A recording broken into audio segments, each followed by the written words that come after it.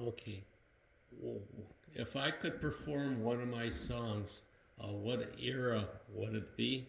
Well, it'd be the 80s. The 80s really rocked, where you had a whole different kinds of music, where you had rock music, dance music, ballads, all sort of R&B, all sorts of stuff.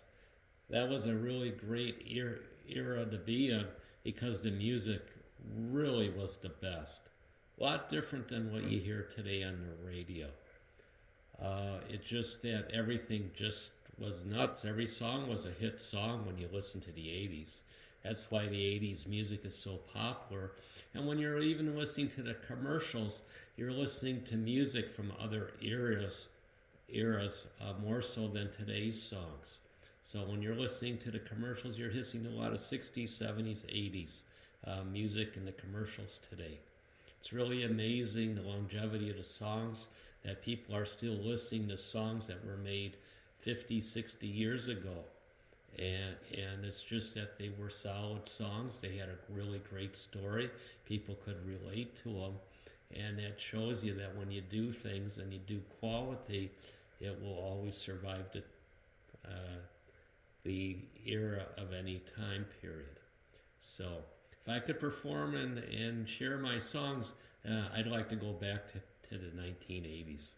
That era really rocked for music.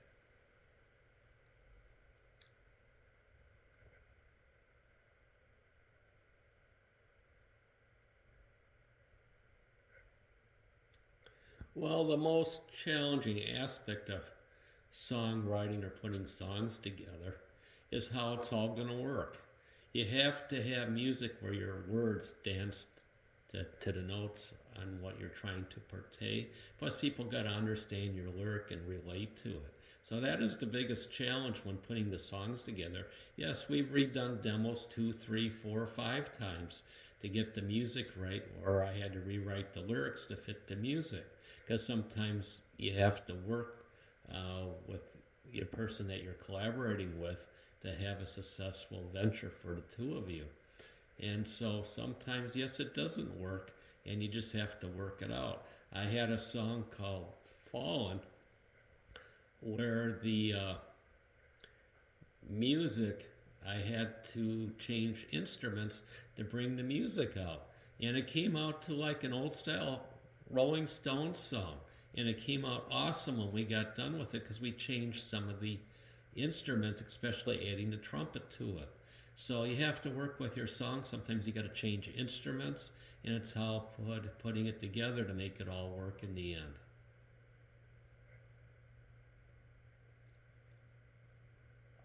Well, if I could have three songs to describe my essence of what I come up with, well, we'd have to go with Def Leppard with Hysteria, uh, Bon Jovi of Living on a Prayer, and U2 of Mysterious Ways. There's three different kinds of music and styles. I like to work with all styles.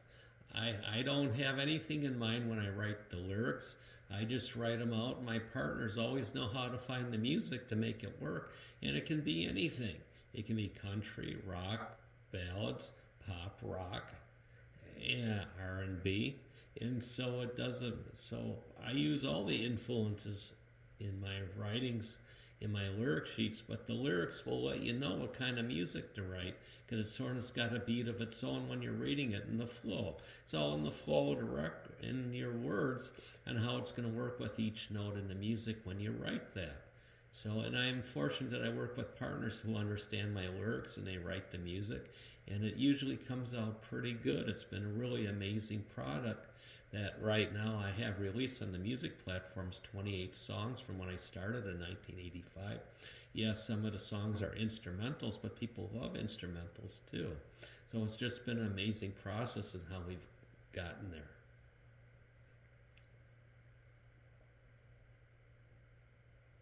Well, if I could write a movie theme or a TV show, probably be unpredictable because everything I do is unpredictable. I have no idea what I'm going to be doing until I do it. It's just something that comes and goes, and you just have to work it out when you get an idea. So, unpredictable sounds pretty good because you don't want to be predictable. You always want to give the unexpected so people are surprised, so they come back wanting to see more. Because if you're predictable, then you get boring and people toss you away and never come back to you. So I think doing something on the lines of being unpredictable, that would be something exciting where you have people coming back wanting more.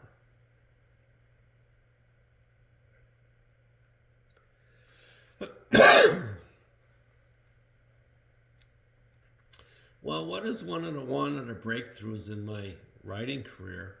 Well, it came really early. My second lyric sheet I ever wrote was called There She Goes. I partnered with Mike Betts, who wrote the music, and we partnered up with some of the local musicians and part of Topper from Atlanta on some of the instruments. And when we finished There She Goes, we entered it in a songwriting contest in Tampa, Florida, and or Ybor City, and it won in the pop category, my second lyric sheet, and with my partner Mike Betts, and it was an incredible thing, winning a songwriting contest with only your second lyric sheet. Even though it was a local venture, it showed that you just need to keep on going and good things will happen along the way, because songwriting is a journey. You never know where it's going to take it to you. And you got to be in this for the long term. It's not a short term venture, because you have to work at and build your audience and get people to listen to your music and material. And you got to be known. So it takes a long time to do that. And with 40 to 50,000 songs being downloaded every day on Spotify, you got to do something that's going to make you stand out, because there's a lot of folks that want to do the same thing that you want to do.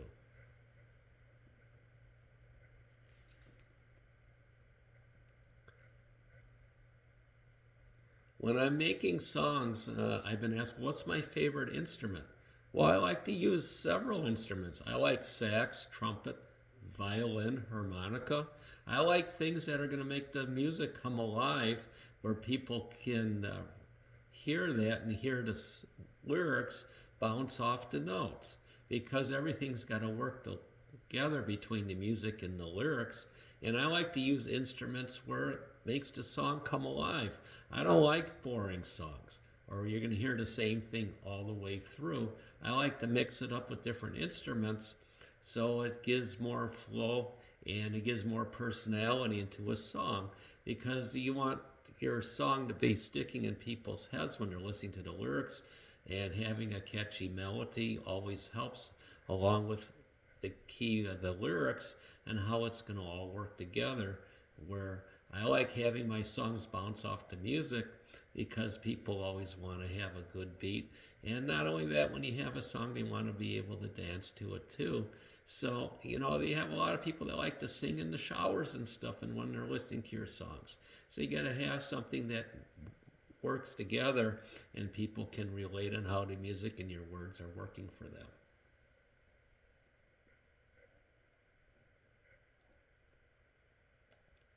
If I could give advice for aspiring songwriters, the advice is you got to be in this for the long haul, because it takes a lot of time and effort to get anywhere. Plus, you got to meet the right people and you got to get exposure for your songs.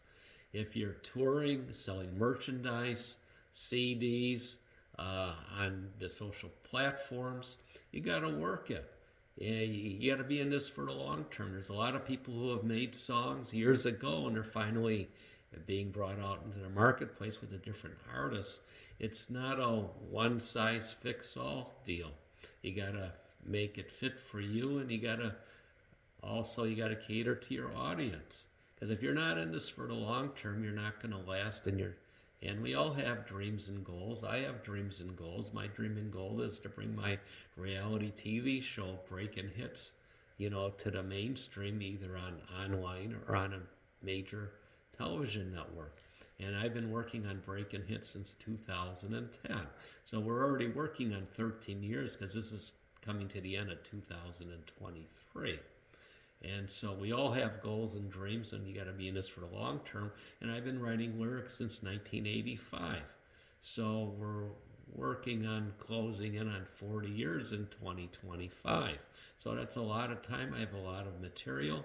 There's still a lot of songs hopefully I can get done and bring to the marketplace and keep growing your catalog. And that's the only thing. You got to build your catalog because that's what music companies or music record labels are looking for. They're looking for catalogs. They're not looking for one hit wonders. It takes too much money to market things today. When you hear a song on the radio, that means that the record labels put $1 million behind it. How many people got $1 million to do that? That's why the major three record labels control at least 90% of the content on radio because they have the finances to do that, and your average person they can never do that. But you can still get there being an independent artist. It may take some hard work, but you got to be in it for the long haul to do it, and believe what you're doing, and eventually you may get there.